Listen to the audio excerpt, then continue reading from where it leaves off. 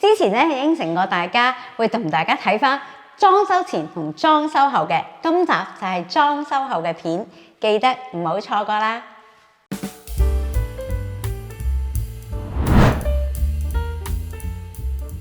Hello， 大家好啊，我係英姐。今日咧又揾到阿鄭師傅嚟咧，同我哋睇一睇間屋嘅。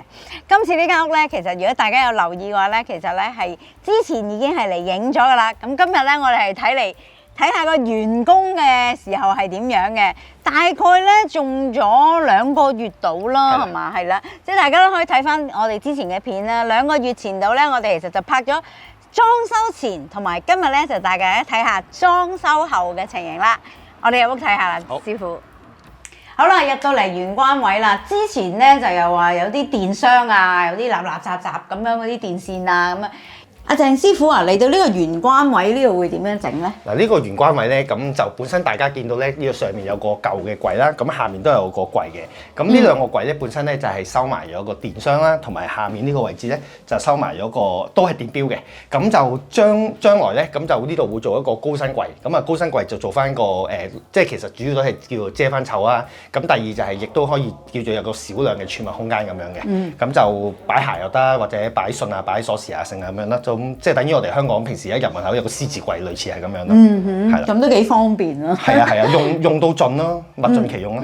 係啦，要遮佢先好睇嘅。咁啊，師傅又好好啦，就見個客人都幫襯咗唔少啊，送咗呢個櫃俾佢咧，就係 cover 翻嗰啲電錶箱咁樣，係咪啊？電錶箱同埋嗰個電箱同埋電錶，咁就同埋呢個位置咧就可以有啲層板啊攞嚟擺下嘢，同埋見到幾個掛可以掛下衫啊咁樣咯。係啦，即係可能有客人嚟到掛下褸啊、掛下袋啊咁樣，咁都幾方便嘅。咁不如我哋再入去睇下入邊嘅情形啦。哇！呢個廚房咧，呢個面積都好大下。咁啊，即係女士們一定係比較喜歡大啲嘅廚房啦。不過咧，啲櫥櫃就略嫌係舊咗少少啦，同埋啲顏色咧都比較老土啲。咁啊，相信業主都會有啲改動啊，係嘛？係啦，咁而家大家眼見到呢個櫥櫃咧，就全部都會拆晒嘅，咁都會同櫥櫃公司訂過一啲新嘅櫥櫃去重新去安裝啦。咁個擺位大致都相同嘅。咁啊，入到嚟廚房呢度啦，廚房空間咧之前都已經係好大嘅啦。最主要就係換過晒啲櫥櫃啦。因為之前咧屋主咧都有諗過，就係淨係換個櫃門，就唔換個櫃入邊嘅。不過咧，即係睇過其實入邊咧都開始殘舊啦。咁其實即係如果未入住之前整好晒咧，就非常之好啦。即係唔使之後住下，如果真係日爛咗又要再整。同埋佢換咗呢個石台面。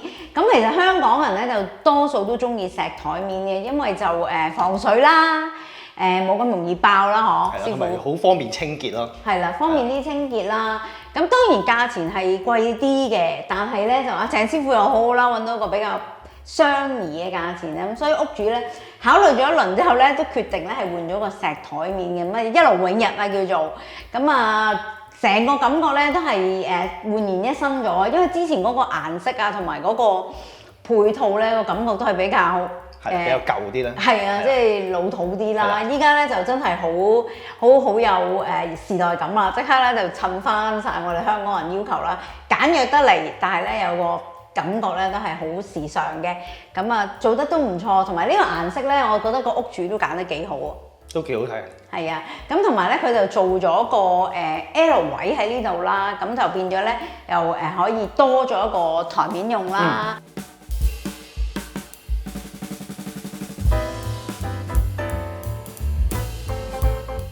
咁啊可以擺嘢啦，咁然之後對出去咧，依家攝影師企嗰個位咧就可以我嚟擺餐台啊咁樣。咁啊，成個感覺整完咗之後咧，真係唔同晒。同埋咧，我見到啊，呢一個咧，之前好似有個電箱定係咩師傅係嘛，都同以前有個舊嘅櫃喺度啦，咁就都好殘㗎啦，咁就拆咗佢咯，跟住我哋將個暖板就擺過嚟呢個位置。咁其他位咁本身舊底暖板嗰個位置，我哋就空翻出嚟之後咧，就咁個客可以擺櫃又得，或者擺其他嘢都 OK 啦。我見到呢個係一個直身嘅暖板啊，係咪會暖啲嘅咧？其實暖板暖唔暖都係睇翻佢自己嗰個BTU 嗰個數值嘅啫。咁至於通常直身就叫做慳位啲啦。咁可以騰空多啲位置出嚟擺家私啊，成咁樣咯。係啊，因為如果你做一半即係橫嗰啲板咧，你上面其實又唔會整個櫃，又唔，所以其實一次過整個直身板咧，就可能仲慳位咗，就唔使即係周圍都有啲矮矮嘅板，因為咧你個牆身有啲暖板嘅話就擺唔到櫃或者擺唔到家私嘅啦。咁直身暖板主要係真係慳位啲咯。係啦，咁所以大家做即係裝修嘅時候咧，都可以考慮下用呢個直身板啦。咁啊，跟住我哋不如去睇下客廳嗰邊啊。跟住去到呢邊呢個位置咧，其實仲有一個柱嘅。咁其實呢個柱咧，其實都係一個火爐嚟嘅。咁業主咧，新業主就決定咗，就將呢個火爐咧，就由地下1樓直到去到個loft 上面，同埋去到屋頂咧，就成柱拆晒佢嘅。咁拆完之後咧，咁擺家私就會好擺好多咯，就淨係保留一個火爐喺度。好啦。師傅呢度咧闊落咗好多喎。係啊，而家之前咧呢度就有個煙通嘅，咁就上次我哋有講啦，咁就將會拆咗個煙通啦，咁今次就已經拆咗啦。拆咗之後成個感覺唔同晒喎。係啊，完全係闊落咗好多。係啊，咁啲電視梳化擺位亦都係容易咗好多。係啊，即係變咗咧，你之前咧就有啲壓迫感嘅，即係老實講，你坐完之後咧，好似個電視就喺前面咁。但係咧拆咗個煙通之後咧，成間客廳咧就即刻闊落咗好多啦。咁啊擺家私就好方便啦。你無論你擺呢邊就得，擺嗰邊又得，都非常之好。同埋上邊都係拆埋嘅，因為佢由底一路拆到去上個頂嗰度嘅。咁啊呢個係要通知 council 㗎啦，係咪？係啦，要報 building control 去驗收嘅。係啦，因為呢個都係屬於結構性嘅改動啦，咁大家都要留意啦，即係唔係話你喺室內冇加建就唔使通知嘅，呢個一樣都要 building control 嚟睇嘅。咁由成個過程去到揾到 building control 啦，跟住佢會嚟 check 啦，跟住到整好晒咧，大概依家由開工到依家完工2個月左右都有。成單工程2個月啦，如果純粹單講個拆火爐嗰度咧，就around 2至3星期啦，因為都有啲文件嘢。如果淨係拆其實就好快嘅，咁文件嘢嗰度就會耐少少咯。同埋最主要就係其實都要有份 structural engineering report 啦，咁即係結構工程師嗰個 report 去 support 翻你現場嗰個施工咯。係啦，即係唔係話一定可以拆嘅，因為可能有啲煙通係即係你拆咗會影響到個結構嘅話咧，就未必可以拆得嘅，所以咧都係要揾翻專業人士咧幫你睇咗，然之後咧揾翻 engineer 幫你做翻晒啲文件啊，睇下會唔會影響到間屋嘅結構啦。因為如果你拆咗成間屋冧咗，咁都幾大鑊㗎。係啦，咁啊，所以大家咧做裝修之前咧，可以都諮詢一下師傅嘅意見啦。咁啊，咁我哋睇下咧，成間屋咧油晒油啦。完全咧係變咗另外一個世界，因為之前咧都比較係老土少少啦，依家就真係好似 fashion 好多啦，即係個感覺係時尚咗好多啦。咁啊，即係同埋咧屋主咧都係中意啲比較簡潔啲嘅，咁你見佢個顏色個配襯咧都幾好㗎。好啦，嚟到客廳咯喎，鄭師傅，哇，佢個客廳好長好大喎。係啊，咁呢個長廳咧，其實當年嚟講咧，其實一個前廳加一個後廳嚟嘅。咁大家見到而家呢個位置咧，其實以前係一幅牆嚟嘅。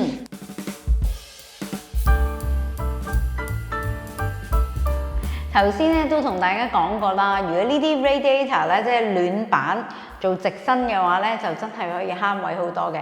所以咧，屋主喺呢個客廳嗰度咧，都係用咗直身板嘅。咁變咗係擺家私啊，即係例如梳化啊、組合櫃啊、擺電視嘅時候咧，就唔需要俾嗰個暖板嗰個影響咗咁多啦。地氈佢應該都會，地氈都會換嘅，咁就樓梯同埋上面個 landing 咧，就仍然會 keep 翻地氈。咁至於睡房嗰度咧，將來咧我哋就會換翻地板，因為都清潔方面都係啦，都會比較方便嘅。好啊，我哋想睇下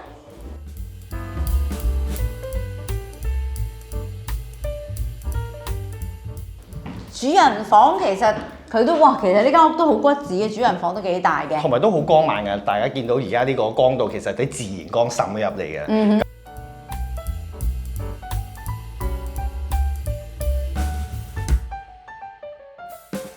咁呢一間房就係 second bedroom 啦，之前又係有個煙通㗎。係啦，冇錯，地下一路延伸上嚟一樓呢一度啦。係啦，咁啊拆咗之後咧，變咗佢可以擺位就方便啲啦。咁跟住就油咗牆身啦，轉咗地板啦，同埋房門就幫佢翻新嗰塊嘅。係啦，翻新房門啦，同埋見到呢邊個 Radiator又係做咗個直身去呢個位置啦，咁就其他家私擺位就容易啲咯。係啦，咁就方便啲擺位啦。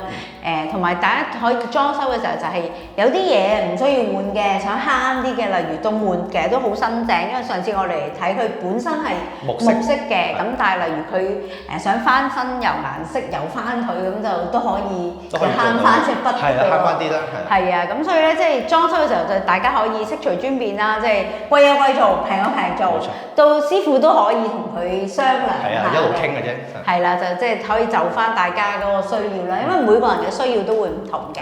但係個地下咧就必須要去更換㗎啦，因為本身咧大家可以見到而家個地下咧，咁就有啲裂紋，已經裂咗㗎啦。咁其實佢本身因為佢以前做落咧，佢就個底層可能唔係做得咁充足啦。譬如咁呢個浴室咧，就係之前係磚嚟嘅係嘛？冇錯。我記得就上次都已經係好殘舊，同埋有啲裂咁樣。係啊，已經裂同埋鬆咯，因為始終佢本身木屋嚟㗎嘛。咁你木屋咧，有時佢用啲叫做可能以前啲物料就冇咁好嘅時候咧，咁佢日子耐咗咧，佢就比較容易嚟咯。因為始終木地板嚟講咧，佢上面鋪磚，你一人行咧個震動比較大啊。咁就對於一啲比較舊式嘅做法咧，就容易鬆咯。咁啊依家就換咗普通嘅地板啦，就方便啲，同埋冇咁容易唔會鬆咯，同埋方便打理咯。係啦，同埋個企缸，上次話有漏水啦，咁啊師傅都同佢換咗個新嘅企缸。換翻新企缸。其實而家呢眼見到呢個淋浴櫃咧，本身佢都有個漏水嘅問題出現嘅。咁呢個淋浴櫃咧，我哋就會三邊嘅瓷磚啦，同埋嗰個企缸，我哋會換個新嘅。